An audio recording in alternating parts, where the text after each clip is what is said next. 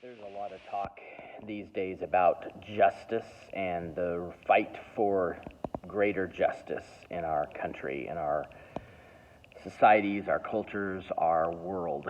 And certainly there are many, many injustices that have gone on too long, and it's certainly not the goal of this short little video to cover and talk about all of the different forms of injustice that we watch on the news or see in legislation passed. But injustice has been around for thousands and thousands of years, really since Satan first appeared in the garden and questioned the fairness of God and the righteousness of God. Injustice has been a part of our experience in life.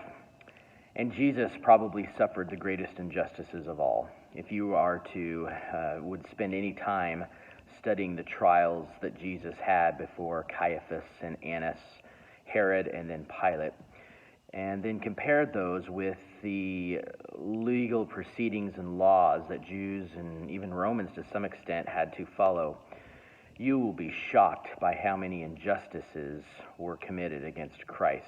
Some very obscene injustices, really. The kinds of things that no political party today would allow, regardless of who was being accused, who was being defended.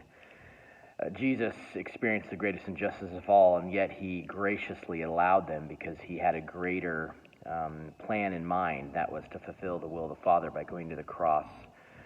This Sunday, we're going to look at the first series of injustices as we look at here at Wichita Bible Church the trial before Caiaphas, where I count at least 12 injustices, 12 illegal things that took place in this proceeding before Caiaphas, the high priest. And I want to encourage you to consider joining us for worship this Sunday as we talk about not just the injustice that Jesus experienced, but how we too ought to respond as Christians to injustice in the world that's going to happen.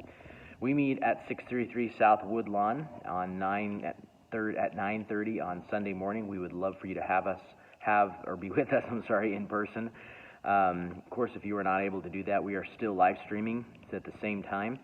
And you can find that at wichitabiblechurch.org or go to YouTube and find our church channel. Either way would be fine, but we want you to join us for worshiping the Lord and Savior this Sunday at 9:30 a.m.